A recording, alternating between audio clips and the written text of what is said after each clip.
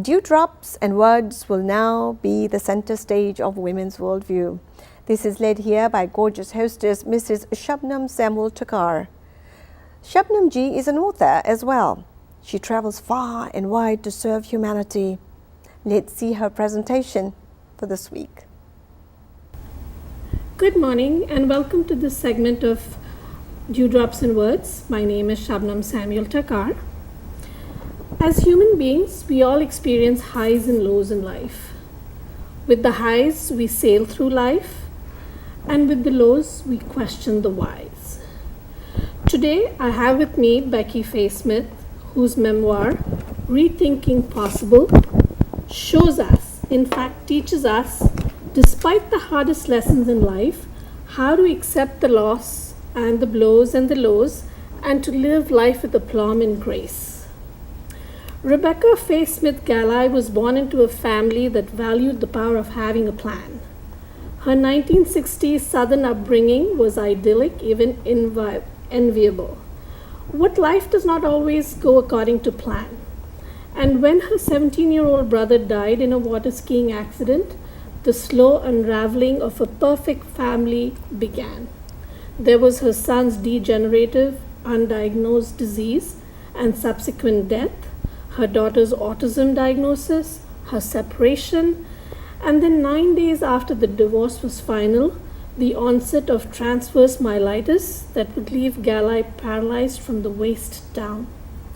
Despite such devastating tragedy, Galli maintained her belief in family, in faith, in loving unconditionally, and in learning to not only accept, but also embrace a life that had veered down a path far different from the one she had envisioned. Becky, how do you do this? And tell us, what were your reasons for writing this book? Well, thank you for having me. And, that's a really important question. Why do I write the book? And I think at its core level, I wanted to teach my kids what life has taught me. I've learned so much about love and loss and healing. I wanted to get it all in one place. So when I was 20 when my 17-year-old brother died, and my father wrote a book 20 years later about my brother, and it's really been a great way to capture his spirit and for me to keep that, and I wanted to offer that to my children. That is so true. I mean, there's so much of a message there. So is this the message that you hope to convey with your story and your words? It's really a book of encouragement. It's about living fully in the life we didn't plan. And I think a lot of people can relate to that. I think we all have plans and we hope that we'll be able to execute them perfectly, but there is not perfection.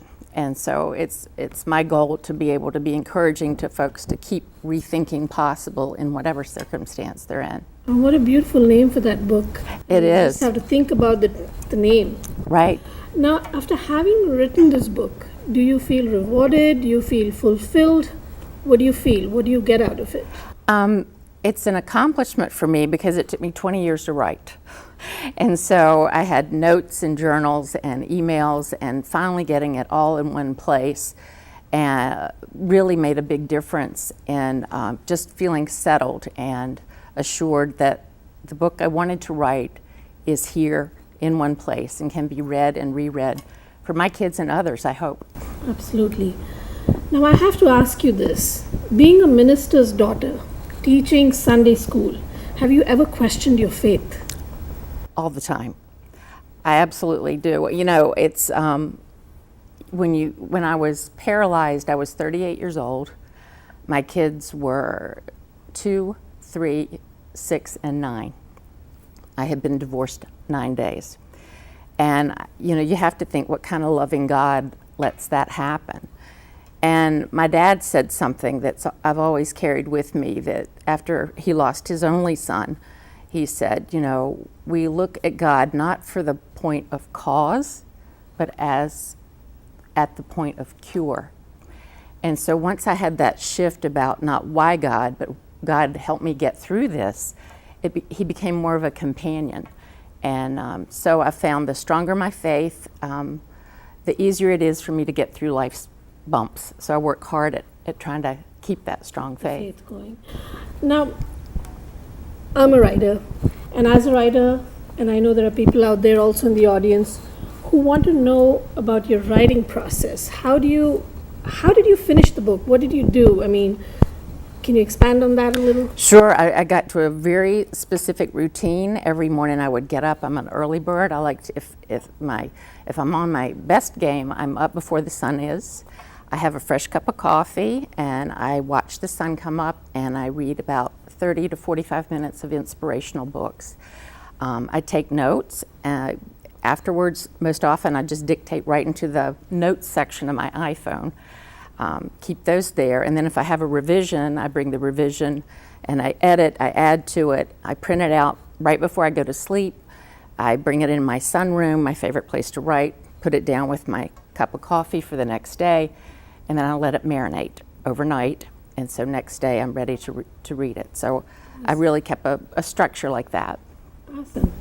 So now what's next on the horizon for Becky Faye Smith Gallard, the author, the writer? Yes, well, I've got to keep writing. And I do. Every week I write a column called Thoughtful Thursdays that comes out at 7 a.m. every Thursday, and it is about what's inspired me to keep positive that week. I do believe life can be good no matter what, but I found that writing helps me remind myself of that. So I have that structure in place that, and I invite everybody to join my subscriber family if they want to. On my website, Absolutely. They can sign up for that and share with me what's kept me positive for the week. And is that website www.beckygallai.com? That's it. That's it. I'd love to have you join me on my subscriber family. Absolutely. Oh, this is so profound, and I'm absolutely moved. I finished your book in one sitting. Oh my goodness. One day, yes, and I read it at work. I was absolutely moved beyond words. I thank you so much for coming today, Becky, and I hope the Absolutely. message that you want to convey with your book goes out there and people learn from it and learn to live with what we have. It's a great motto. Keep rethinking possible. Thank you so much, and see you all next month on Dewdrops and Words.